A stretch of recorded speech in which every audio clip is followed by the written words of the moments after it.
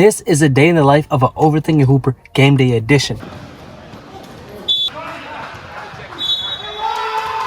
And for those of you who don't know, I actually joined the men's league and I'm taking you guys to every single game of this season, and this is game 2. And in our first game, we did end up losing, so now we're 0-1, and now we got to come back strong and make sure we get it right back this game. And a lot of you guys don't know, but this overthinking issue, it's not just like a one-time fix. So if I have one really good game, I'm kind of like over it. No, this is like an ongoing battle that I have to continuously work towards to get better.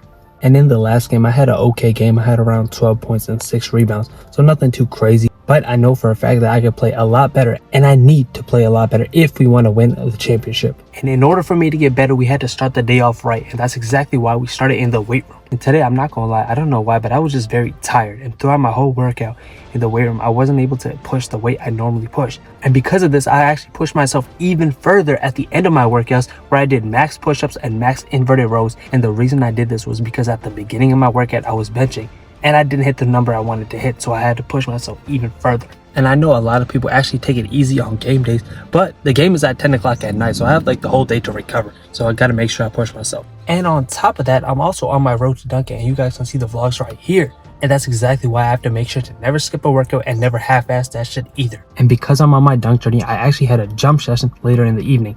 Now, I normally go outside and actually do some max rim dunk attempts and stuff like that, but today I just hopped on the Vertimax, and I did actually have to lower the volume for my jump session because I did this around 6 o'clock and the game was around 10, and I have to get ready by 9. So, you know, I'm not going to have enough time to recover in between that. So that's why I did that. And the biggest problem I have with the 10 o'clock game is I have to eat dinner after. And I'm not gonna lie, that shit sucks, because once I eat that late, I won't be able to sleep, and it just kind of messes up the next day. So what I did instead today was actually eat dinner before my game. Now this might seem like a good idea, but the only thing is after a game, I know for a fact I'm gonna get hungry. So I'm gonna try to have like a light snack just to make sure I can sleep. And now it's finally time for the game. There's one thing that's been happening this game and the game before, so this is kind of like an ongoing problem, and I need to work on this. And that's that I always have a slow start to these games. So instead of just coming out the gate hot, I'm actually like cooling, and because of that, our team usually gets down, and that's why I have to turn up towards the second half. That's exactly what happened in this game, because we started down 19-0.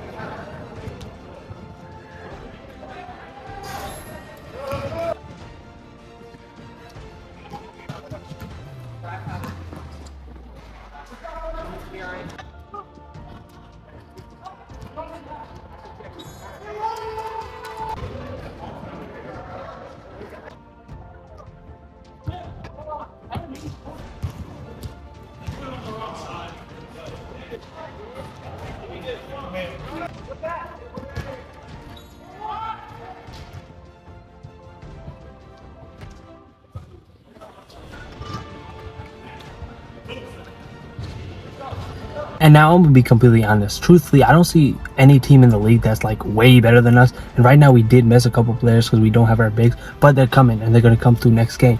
But despite all of that, we actually did manage to come back in the second half, and we actually brought it down to single digits.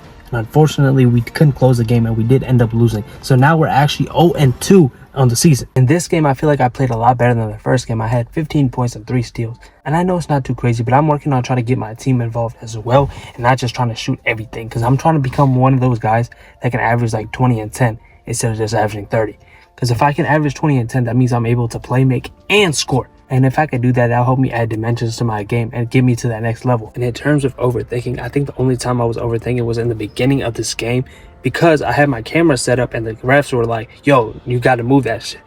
So I had to move it like 3 different times. I had to tell people on the bench to move it. It was kind of annoying. But despite all that, I still have to manage to stay focused and get into the present moment and focus completely on the game. And I think I did a better job in the second half, but I need to work on doing it in the first half and doing it throughout the game to actually play better and help my team win. And I know it's kind of like a cliche advice that everybody says, yo, just focus on the present moment. Play in the moment, live in the moment, this, that. But nobody really teaches you how to live in the moment.